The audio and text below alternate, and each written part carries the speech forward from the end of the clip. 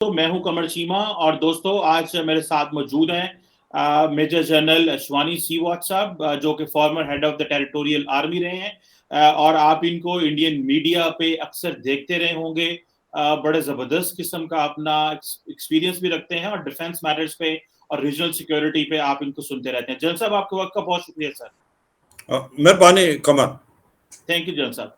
General साहब आज आपसे सवाल जो करना है वो सबसे बड़ी जो स्टोरी इस खित्ते की इस वक्त की है वो ये है कि रशियन सदर जो आए हुए हैं इंडिया के अंदर और प्रेसिडेंट पुतिन जो है जो है वो आप अगर उनको देखें वो वाजपेयी साहब को भी मिले थे और उसके बाद वो तकरीबन तमाम सदूर और वजीर आजम को मिले हैं। आप क्या समझते हैं ये जो दौरा है ये किस तरह डिफरेंट लगता है आपको उनके माजी के दौरों से जनरल साहब? हाँ बिल्कुल, देखो कमर, इसमें ये देखना पड़ेगा। सच्चाई ये है, भारत और रूस के जो रिलेशनशिप हैं वो बहुत घने हैं और वो 1971 के से स्टार्ट हुए थे, जब peace and friendship treaty sign की थी भारत और उस टाइम यूएसएसआर ने। और भारत की काफी मदद भी की थी यूएसएसआर ने इंडो पाक वार में। और उसके बाद ये रिलेशनशिप बढ़ते गए और यही नहीं कि भारत जो है करीब करीब 70% के करीब जो अपना मिलिट्री हार्डवेयर है वो रूस से खरीदता था, पहले यूएसएसआर और अभी वो जब से रशिया बन गया है। मगर ये भी सच्चाई है कि भारत के जो अभी रिलेशन थे कुछ एक दो साल में वो थोड़े से मुझे लगता है उसके अंदर थोड़ी सी खटास आई थी, वो गर्मी नहीं थी। उसकी वजह थी, उसकी वजह दो तीन थी। एक तो जो रूस था वो शायद ऐसा महसूस कर रहा था कि भारत जो है वो ड्रिफ्ट कर रहा है अमेरिका की तरफ, और जो भारत को वो इतना वजूद भी नहीं दे रहा था, स्पेशली अफगानिस्तान में। क्योंकि अगर आप देखें अफगानिस्तान में जब भी बातचीत होती थी तो उसमें भारत को वो शामिल नहीं किया था और ये रूस का एक प्रकार नजरिया था। मगर अब ऐसा लगता है वो बात बहुत पीछे रह गई है। वो वजह उसकी दो तीन है। उससे ऐसा लगता है कि वो रिलेशनशिप जिसको अभी व्लादिमीर पुतिन ने बोला कि टाइम टेस्टेड फ्रेंड है भारत और एक one of the most developed country है, तो उससे दर्शाता है जो केमिस्ट्री थी मोदी और पुतिन के बीच में वो काबिले तारीफ थी। और वो जो रिलेशनशिप में थोड़ी खटास थी मुझे लगता है वो पीछे रह गई है। अब फिर वही गरमाइश आ गई है जो कि भारत और रूस के रिलेशनशिप में है। उसकी दो तीन वजह है। एक वजह तो यह है कि उनको समझ आया है कि भारत एक स्ट्रेटेजिक ऑटोनॉमी के साथ चलता है और वो स्ट्रेटेजिक पार्टनर यूएसए का भी है और रूस का भी है। वो किसी के नजदीक नहीं, वो अपने देश के हित के लिए करता है। ये मुझे लगता है रूस को बहुत अच्छी तरीके से समझ आया, इसलिए क्योंकि भारत के ऊपर बहुत प्रेशर था कि ये जो S-400 जो एयर डिफेंस सिस्टम है, यूं तो वो वर्ल्ड का सबसे बेस्ट एयर डिफेंस सिस्टम है, मगर अमेरिका ने बड़ा प्रेशर डाला था कि भारत उसको ना खरीदे। उसकी बजाय भारत को अमेरिका देना चाहता था third terminal high altitude area defense system और उसके साथ पेट्रोइड मिसाइल और ट्रांसफर ऑफ टेक्नोलॉजी की कहीं ना कहीं बात कर रहा था यूएस। और जो उसने साउथ कोरिया में भी लगा रखा है और सऊदी अरेबिया को भी दिया है। मगर भारत इसके बावजूद इस बात पे अड़ा रहा कि S-400 जो है सबसे अच्छा एयर डिफेंस सिस्टम है, भारत की रिक्वायरमेंट है और भारत चाहेगा। और भारत को पता था कि इसके अंदर जो सेकेंडरी सैंक्शन लगा सकता है अमेरिका, स्पेशली काटसा के countering America's adversary through sanction act. ये जो S-400 है वो टर्की और चीन ने भी खरीदा है और टर्की के ऊपर उन्होंने सेकेंडरी सैंक्शन लगाई हैं और किसी हद तक चीन पे भी। मगर इसके बावजूद भारत ने खरीदा उसको, तो उसको रूस को अभी ये महसूस हो गया कि हमने जो 5 स्क्वाड्रन लिए हैं $5.4 बिलियन का, तो ऐसा लगता है कि रूस को भी ये लगने लगा कि भारत प्रेशर में आते हुए भी कि अमेरिका ने काफी प्रेशर डाला, इसके बावजूद भी भारत ने रूस से जो ये S-400 खरीदा है वो एक गेम चेंजर है। वो उससे भी थोड़ा फर्क पड़ा है।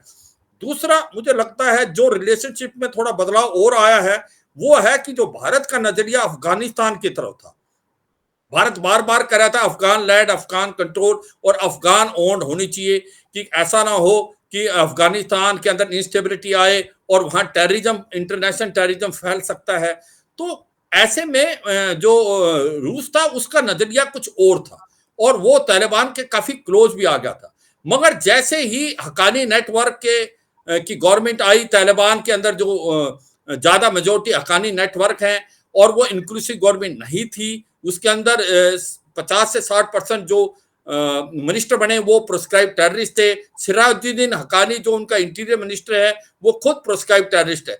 ऐसे में कहीं ना कहीं रूस को ऐसा लगा कि जो भारत का नजरिया था उसमें काफी हद तक सच्चाई थी। वो इसलिए क्योंकि जो उसको नजरने लगा अगर अफगानिस्तान में इंस्टेबिलिटी है और वहां एक्सट्रीमिज्म और टेररिज्म बढ़ता है, चाहे वो इस्लामिक स्टेट खोरासन का या अलकायदा का, तो वो जा सकता है ये central Asian state Kazakhstan, Tajikistan और तुर्कमेनिस्तान, उससे वो जो है रूस के अंदर भी आ सकता है, क्योंकि ये जो सेंट्रल एशियन स्टेट हैं ये एक सॉफ्ट वैली मानी जाती है रूस की।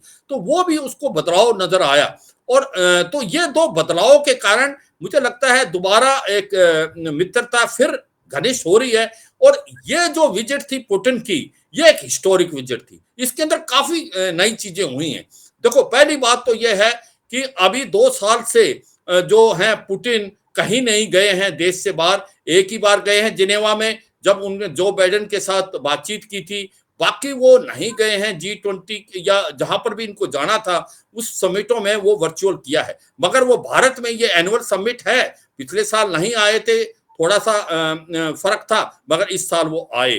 तो ये भी एक बड़ी इंपॉर्टेंट चीज है। और इस बार इनॉग्रल 2+2 समिट भी हुई है कि भारत की जो 2+2 समिट अमेरिका, ऑस्ट्रेलिया और जापान से होती थी, इस बार पहली बार रूस से हुई है। और उसमें क्या हुआ है कि जो बातचीत हुई है भारत और रूस के बीच में वो काबिल तारीफ है। उसके अंदर एक तो S-400 तो है ही, जो अभी मॉडल दिया गया था पुतिन साहब ने दिया मोदी साहब को। इसके अलावा जो और कुछ चीजें हुई, AK-203 जो कि एक असॉल्ट राइफल है, वो 6 लाख से ज्यादा हम लेंगे, 5,000 जो करोड़ से ज्यादा उसकी कीमत है। उसमें ट्रांसफर ऑफ टेक्नोलॉजी की बात है कि वो मेक इन इंडिया बनेगा, आत्मनिर्भर पर वो को फायदा देगा और आने वाले 7 साल में वो टेक्नोलॉजी ट्रांसफर होगी। तो वो भी एक बहुत इंपॉर्टेंट जो था एग्रीमेंट साइन हुआ।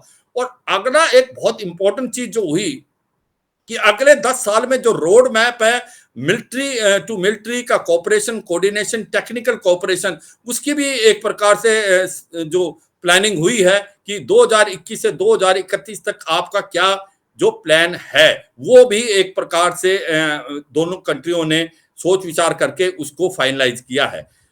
सबसे इंपॉर्टेंट चीज जो है कमर, इससे पहले आप अगला क्वेश्चन पूछो, मैं खत्म करता हूं। इस सबसे पहले इंपॉर्टेंट चीज है कि अभी वो जो मिलिट्री हार्डवेयर है जो कि 70% था, वो घट के अभी 55% रह गया है, क्योंकि भारत ने अपनी इन्वेंट्री बढ़ाई है। वो अमेरिका से भी हथियार खरीदता है और वो अभी इजराइल से भी लेता है, फ्रांस से भी लिया है, जैसे हमने रफेल लिए हैं। तो अभी वो 55% के हो गया है, मगर अभी भी वो बहुत काफी है। अगर हम देखें कि रूस का जो एक्सपोर्ट करता है वो 2 ही चीज करता है, एक तो एनर्जी और एक करता है मिलिट्री हार्डवेयर। उसका 32% एक्सपोर्ट भारत को ही होता है और भारत 55% से लेके 60% तक अभी भी सामान जो है खरीद रहा है। मगर अब वो उसको डिवर्सिफाई किया गया है कि हथियार ही नहीं खरीदे रूस से। रूस से जो है भारत के रिलेशनशिप जो है वो ट्रेड, इंडस्ट्री और कल्चरल, इकोनॉमिक, साइबर स्पेस में भी बने। तो भारत ने बातचीत की है 2 बातों में जो भारत और रूस के में। एक तो कहीं ना कहीं ये multi modal north south transport corridor, जो कि यहाँ से चाबार से फिर वो सेंट्रल एशियन स्टेट और फिर नॉर्थ साउथ ट्रांसपोर्ट कॉरिडोर को जोड़ेगा, जो कि रूस को भी जोड़ेगा और ईस्ट यूरोप के कंट्रियों को। तो वो ये जो जितनी भी लैंडलॉक्ड कंट्री है उनके साथ आप एक प्रकार ट्रेड कर पाओगे, भारत भी कर पाएगा, रूस भी कर पाएगा। इसके साथ साथ जो चेन्नई व्लादिवोस्टॉक जो एक मैरीटाइम कॉरिडोर बनाया है, उसकी भी बातचीत चली है कि किस प्रकार से भारत और रूस जो है ये मैरीटाइम से एक इकोनॉमिक कॉरिडोर बनाए, जो फार ईस्ट जिसको बोलते हैं रूस का, वहां पर हम भारत डेवलप करे, गैस, एनर्जी और कोल जो है उसको भी करे। तो भारत ने अब और रूस के बीच में मिलिट्री हार्डवेयर ही नहीं, एनर्जी भी जो है एक प्रकार पेट्रोलियम तो भारत ले रहा था, क्रूड ऑयल प्लस गैस, इसके अलावा बाकी को भी डाइवर्सिफाई किया है। ये एक काबिल तारीफ है। तो मुझे लगता है कि ओवरऑल ये जो विजिट थी ये बहुत ही सक्सेसफुल है।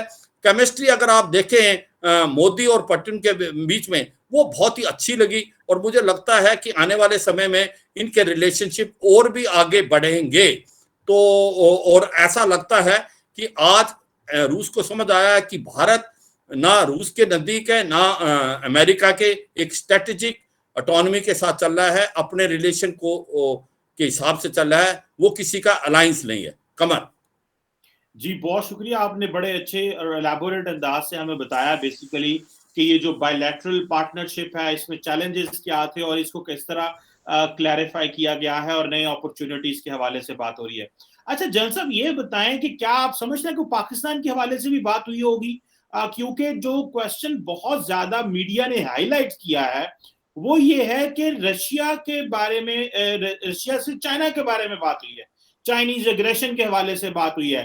तो जो इंडियन मीडिया ने ट्विस्ट दिया है इसको, जो एक इंडिपेंडेंट इंग्लिश मीडिया है इंडिया का, उन्होंने ये ट्विस्ट दिया है कि ये जो डिस्कस करना पुतिन साहब से, या पर्टिकुलरली 2+2 में जो राजनाथ सिंह साहब ने डिस्कस किया है, इससे ऐसे लगता है कि जैसे इंडिया कंप्लेन कर रहा हो चाइना के बारे में और या कोई मदद मांग रहा हो। तो ये बताइएगा, चाइना तो डिस्कस हुआ, पाकिस्तान भी डिस्कस हुआ, या क्या आप समझते हैं इस इक्वेशन में पाकिस्तान नहीं आता? देखो, मुझे लगता है कमर, एक पहली बात तो जो आपने चीन के बारे में बात की, मुझे लगता है कि कंप्लेंट की बजाय हुआ क्या है कि दोनों देशों के जो 2+2 मीटिंग थी, जिस प्रकार से पहली इनॉग्रल मीटिंग थी defence minister, foreign minister Bharat के और रूस के, जो कि सरगोय सोगी है उनके डिफेंस मिनिस्टर और सरगोय लॉरोवो जो थे उनके फॉरेन मिनिस्टर, और भारत के राजनाथ सिंह और डॉक्टर जो शंकर है। तो उसमें मुझे लगता है कि जो बातचीत हुई है उसमें यही है कि ये दिखाया गया है कि भारत और रूस के रिलेशनशिप काफी ठीक हो रहे हैं। अगर आप एक चीज देखें कि जो मैं बात कर रहा था पहले भी, कि जो हमने S-400 खरीदा है, वो दोनों चीजों को जाहिर करता है कि भारत ने अमेरिका के प्रेशर के बावजूद ये हथियार खरीदा। मगर हम ये चीज भूल जाते हैं कि रूस के ऊपर भी बहुत प्रेशर था, रूस के ऊपर चीन का प्रेशर था। रूस चीन नहीं चाहता था कि S-400 रूस भारत को दे, मगर इसके बावजूद भी रूस ने भारत को दिया। और मुझे लगता है रूस का नजरिया भारत और चीन को लेके काफी न्यूट्रल है और भारत को वो काफी सपोर्ट करता रहा है। देखो, भारत ने यही नहीं, जब हथियार और भी चाहिए थे, जो हम बातचीत कर रहे थे, कुछ हमें MiG-29 की जरूरत थी बीच में, कुछ हमने सुखोई 30 MKI चाहिए था, उसका भी हमने लिया है। और उसके बाद हमने जो T-90 टैंक्स हैं वो 400 के करीब, उनकी भी बातचीत हुई है। तो जब हमारे को जरूरत थी, अभी जब हमारे रिलेशनशिप खराब हो गए थे चीन के साथ और एक तनाव बढ़ गया था ईस्टर्न लद्दाख में, उस समय रूस ने हमें मदद की है। और मुझे लगता है कि कहीं ना कहीं रूस को भी ये समझ आ रहा है कि भारत का रिलेशनशिप जो है जो वो बहुत ज्यादा घनिष्ठ है। और अगर आप ये देखें कि क्या रूस और चीन के जो रिलेशनशिप है उसका कोई प्रभाव तो नहीं पड़ता भारत और रूस के रिलेशन में, मुझे लगता नहीं। उसकी वजह है क्योंकि अभी हुआ क्या है, एनिमीज एनिमीज माय फ्रेंड, क्योंकि अमेरिका ने प्रेशर डाला है रूस पे भी और अमेरिका ने प्रेशर डाला हुआ चीन पे भी। और इसमें रूस के पास कोई चॉइस नहीं है, तो चीन और रूस दोनों इकट्ठे हुए थे। मगर इस जो गठबंधन में जो रूस है वो एक प्रकार से छोटा इकोनॉमिक पावर है, चीन जो है एक बिग ब्रदर के रूप में आया है, क्योंकि उसकी इकोनॉमी बहुत बड़ी है, इसकी इकोनॉमी इतनी है नहीं। तो वो भी मुझे नहीं लगता रूस को अच्छा लगता है। वो रूस चाहता है कि एक स्ट्रेटेजिक इकोनॉमी से चले, वो किसी हद तक कोऑपरेट करेगा चाइना से, मगर वो उससे ज्यादा नहीं। तो ऐसे में ये कहना कि रूस चीन के बहुत नजदीक है, वो मैं मानता हूं कि जब क्वाड बना था तो रूस ने ही बोला था कि ये एक एशियन नेटो है और ये चीन के अगेंस्ट है। मगर ये भी सच्चाई है, रियलिस्टिक रिलेशन देखते हुए उनको महसूस होता है कि उसको जरूरत है चीन से भी और भारत। तो भारत और जो रूस के बीच में बातचीत हुई है वो चीन के बारे में इनडायरेक्टली पक्का बात हुई है कि जिस प्रकार से उसने एग्रेसिव पोस्चर अडॉप्ट किया है ईस्टर्न लद्दाख में और बाकी अरुणाचल प्रदेश तक। मगर इसके अलावा जो है स्ट्रेटेजिक पार्टनरशिप वो भारत के साथ ही बात हुई है और भारत और रूस के रिलेशन इस हिसाब से मुझे लगता है बहुत ज्यादा बढ़ेंगे। अब जो पाकिस्तान की बात है वो सच्चाई ये है कि पाकिस्तान की बातचीत तो हुई नहीं हुई, ये तो है कि कुछ ना कुछ बात हुई है। जो बिहाइंड द क्लोज डोर, उसमें दो तीन चीजें बहुत है पाकिस्तान का, अगर आप नजरिया देखें। देखो अभी पाकिस्तान और रूस के रिलेशनशिप काफी ठीक होते जा रहे थे। उसमें क्या था कि रूस और पाकिस्तान ने कुछ एक्सरसाइज भी की हैं और कहीं ना कहीं बातचीत भी हो रही थी कि कुछ हथियार बेचे जाएंगे रूस पाकिस्तान को। मगर मुझे नहीं लगता कि वो ऐसा होगा। उसकी वजह क्यों, अभी की पाकिस्तान के साथ रूस के जो रिलेशन है वो इतने ज्यादा घनिष्ठ है नहीं। उसकी वजह यह है कि अब जो रूस पाकिस्तान के साथ थोड़ा क्लोज होने की कोशिश कर रहा था, वो कहीं ना कहीं भारत को एक प्रेशर में डालना चाहता था कि आप बहुत ज्यादा अमेरिका के क्लोज हो रहे हैं, तो एक काउंटर बैलेंसिंग के लिए। मगर दो बातों के हैं बड़ी इंपॉर्टेंट। एक तो मैं मानता हूं कि रूस पाकिस्तान को इस प्रकार से देखता है कि आज अफगानिस्तान के अंदर इंस्टेबिलिटी आती है और टेररिज्म और एक्सट्रीजम बढ़ता है, तो वो उसकी सॉफ्ट वैली में चला जाएगा और उसको लगता है कि पाकिस्तान इसके लिए रोल प्ले कर सकता है। तो इसलिए उसको पाकिस्तान की किसी हद तक जरूरत है कि वो देखता है कि अगर किसी का अफगानिस्तान में कंट्रोल है और वो टेररिज्म, उसको पता है कि हक्कानी नेटवर्क के साथ पाकिस्तान के रिलेशन बहुत ज्यादा ठीक हैं, तो ऐसे में मुझे लगता है टेररिज्म के मामले में ही हो सकता है। जब बात आती है कोई ट्रेड की, रूस की और पाकिस्तान की, या कोई हथियार की, मुझे नहीं लगता। उसकी वजह यह है कि रूस जो है हथियार, पहली बात तो वो नहीं बेचेगा क्योंकि उसको ऐसा हथियार नहीं बेचेगा जो भारत को दिया है। भारत ने इसको साफ सुथरे शब्दों में बताया है, पाकिस्तान को नहीं देगा। पाकिस्तान जो है खरीदने के काबिल नहीं है, क्योंकि पाकिस्तान को बेच सकता है पर इतना पैसा नहीं है। क्या मुफ्त तो रूस देगा नहीं कोई भी। रूस जो भी हथियार बेचेगा उसको पैसा चाहिए, क्योंकि उसकी आप खुद की इकोनॉमी बहुत अच्छा नहीं कर रही।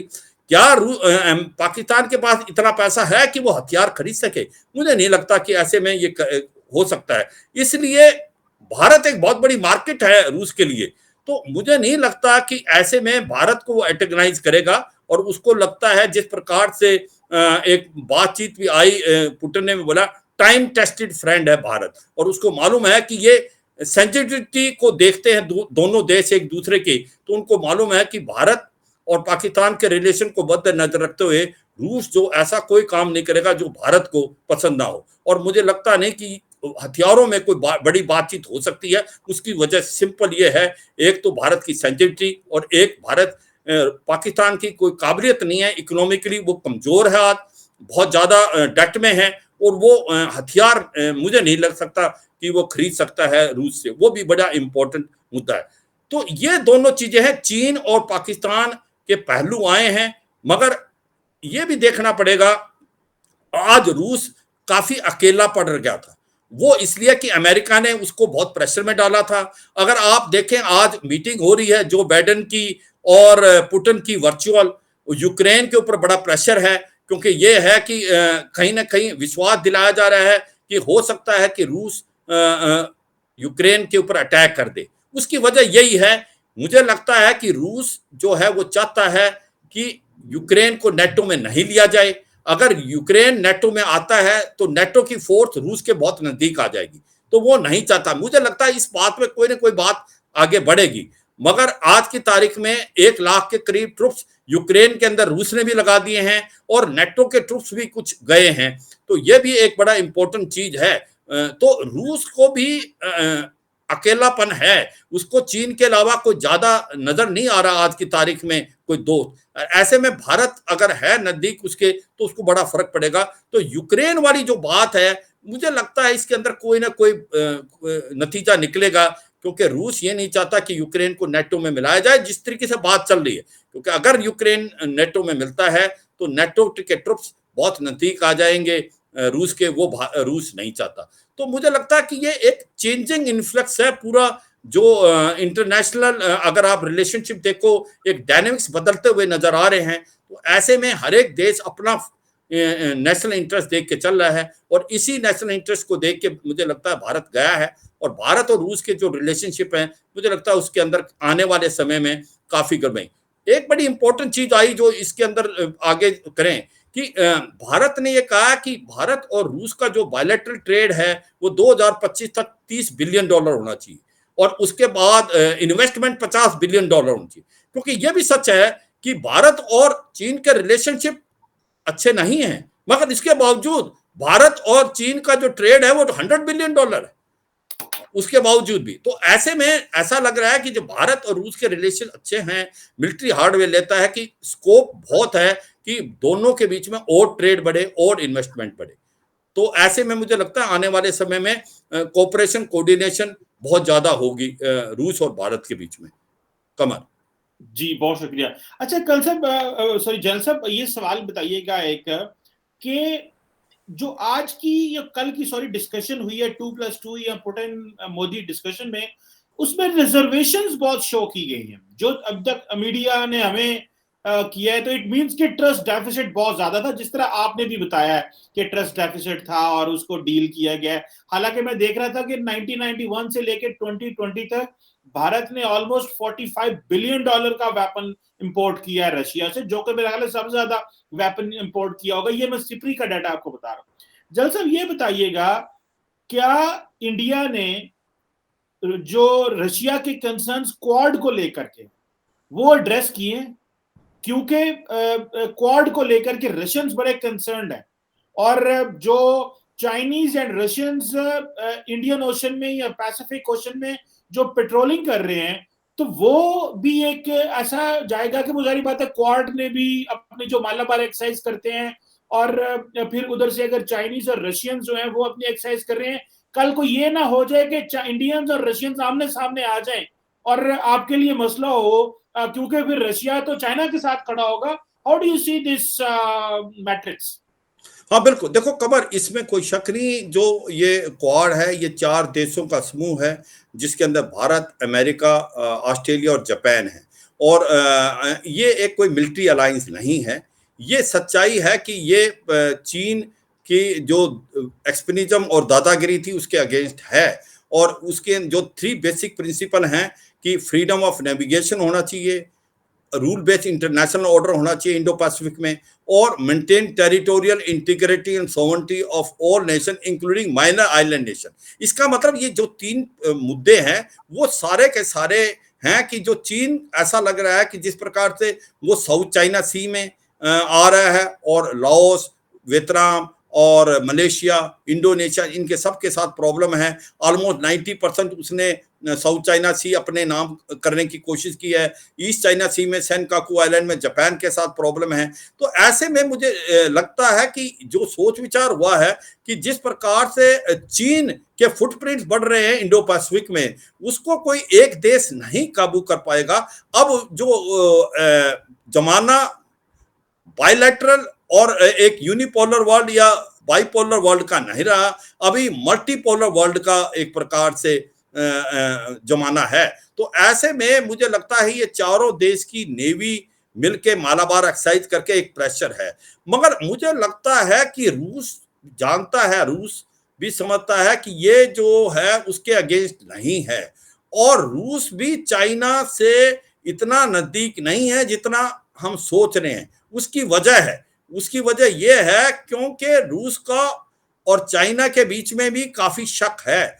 रूस नहीं चाहता कि चाइना इतना बड़ा बढ़े कि वो जो रूस के लिए भी प्रॉब्लम बढ़ जाए, और रूस नहीं चाहता एक छोटा पार्टनर बन के चाइना के साथ रहे, और रूस जो है वो नहीं चाहता कि वो दब के एक प्रकार एशिया में रह जाए, क्योंकि उसके अपने एस्पिरेशन है। आफ्टर ऑल यूएसएसआर एक टाइम में सुपर पावर होता था अमेरिका के साथ। तो मुझे लगता नहीं कि ऐसा कोई नौबत आएगी जहां पर क्वाड में हम 4 देश और जो रूस और चीन इकट्ठे होंगे। रूस किसी हद तक चीन के साथ जाएगा, पर उससे ज्यादा नहीं। रूस के अपने रिलेशनशिप हैं, और मुझे लगता है ये सेंसिटिविटी भारत भी समझता है, और भारत ने बड़े साफ सुथरे शब्दों में बताया है कि हम किसी के साथ अलायंस में नहीं हैं, हम किसी के जो हैं स्ट्रेटेजिक पार्टनर हैं रूस और यूएसए के, इससे ज्यादा नहीं। तो मुझे लगता नहीं ऐसी नौबत आएगी। तो भारत बड़े ये जरूर बताया भारत ने कि आज जो साउथ चाइना सी और इंडो पैसिफिक में हो रहा है वो कारण उसका है क्योंकि चीन एक विस्तारवादी गतिविधियों के साथ चल रहा है, और इसके कारण जो भारत कर रहा है, और उसके पास कोई चॉइस नहीं है। कमल।